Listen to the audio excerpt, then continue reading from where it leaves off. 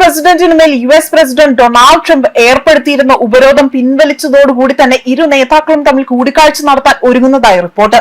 തീവ്രവാദത്തിൽ നിന്നും ട്രംപിന്റെ പങ്കാളിയിലേക്കുള്ള ബന്ധം അത് വളരുകയാണ് എന്നതാണ് ഇതിലൂടെ തന്നെ വ്യക്തമാക്കുന്നത്. അതായത് ഇരു നേതാക്കളും എന്താണ് പദ്ധതിയിടുന്നതടക്കം ഇപ്പോൾ വിലയിരുത്തപ്പെടുന്നു. ഇവിടെ ഒരിക്കൽ കൂടെ ട്രംപ് ഭീകരവാദത്തിന് കുട ചൂടുന്നു എന്ന് തെളിയിക്കുന്നതാണ് സിറിയൻ പ്രസിഡന്റുമായിട്ടുള്ള കൂട്ടുകെട്ട്. മുൻപ് പാകിസ്ഥാനുമായി ട്രംപ് പുലർത്തിയ ബന്ധത്തിൽ നിന്നും അത് വളരെയധികം വ്യക്തമാണ്. എത്രത്തോളം ട്രംപ് ഭീകരത നിറഞ്ഞ ഒരു ഭരണമാണ് അവിടെ നടത്തുന്നത് എന്നതാണ്. അതാണ് രാഷ്ട്രീയ നിരീക്ഷകരടക്കം ചൂണ്ടിക്കാണിക്കുന്നത്.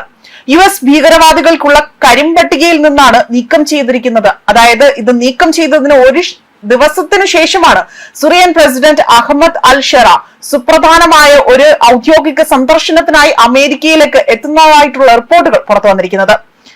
ശനിയാഴ്ച അദ്ദേഹം US-ൽ എത്തിയതായി തന്നെ സിറിയയിലെ ഔദ്യോഗിക വാർത്താ ഏജൻസികളാണ് ഈ വാർത്ത പുറത്തുവിട്ടിരിക്കുന്നത്.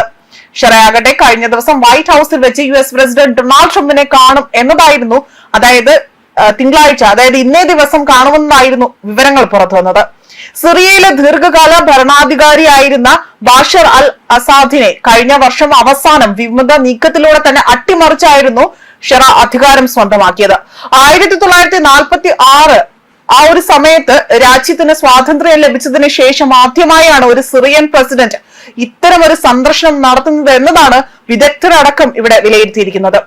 അതുപോലെ തന്നെ മെയിൽ US പ്രസിഡന്റിന്റെ മേഖലാ പര്യടനത്തിനിടെ തന്നെ റിയാദിൽ വെച്ചാണ് ഇടക്കാല നേതാവ് ട്രംപിനെ ആദ്യമായി കണ്ടത്. ഇസ്ലാമിക് സ്റ്റേറ്റിനെതിരായ, അതായത് ISIക്കെതിരായ US നേതൃത്വത്തിലുള്ള അന്താരാഷ്ട്ര സഖ്യത്തിൽ അതിൽ ചേരാൻ കരാറിൽ ഷെറ ഒപ്പുവെക്കുമെന്ന് സിറിയയിലെ US പ്രതിനിധി ടോം ബറാക്ക് കഴിഞ്ഞ മാസമാണ് ഇക്കാര്യം ആദ്യമായി തന്നെ പുറത്തു പറയുന്നത്. മാനുഷിക സഹായം ഏകോപിപ്പിക്കുന്നതിനും അതുപോലെ സിറിയയിലും ഇസ്രയേലും അവിടെ ഇരു രാജ്യങ്ങളും തമ്മിലുള്ള സംഭവ വികാസങ്ങൾ നിരീക്ഷിക്കുന്നതിനും അവിടെ ഒരു സൈനിക താവളം സ്ഥാപിക്കാൻ അമേരിക്ക പദ്ധതിയിടുന്നതായി തന്നെ സിറിയയിലെ ഒരു നയതന്ത്രജ്ഞനെ ഉദ്ധരിച്ചുകൊണ്ട് ചില വാർത്താ ഏജൻസികൾ ഈ വാർത്ത റിപ്പോർട്ട് ചെയ്തിരുന്നു.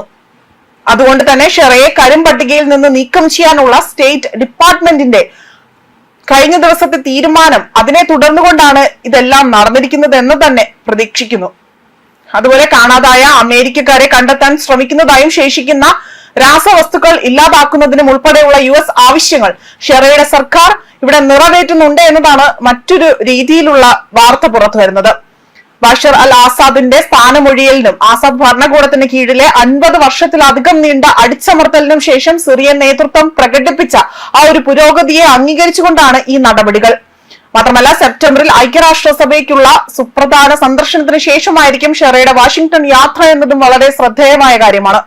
അമേരിക്കൻ മണ്ണിലെ അദ്ദേഹത്തിന്റെ ആദ്യ സന്ദർശനമായിരുന്നു ഇപ്പോൾ നടത്തിയിരിക്കുന്നത്. ന്യൂയോർക്കിൽ വെച്ച് UN പൊതുസഭയെ അഭിസംബോധന ചെയ്യുന്ന പതിറ്റാണ്ടുകൾക്കിടയിലെ ആദ്യത്തെ സിറിയൻ പ്രസിഡന്റായി തന്നെ മാറുകയാണ്.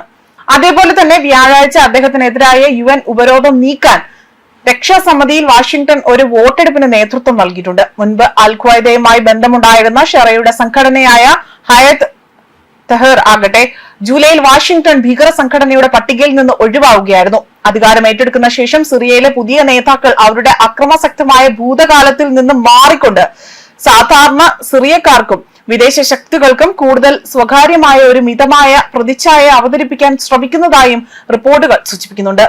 ന്യൂസ് ഡെസ്ക് കർമ്മ ന്യൂസ്.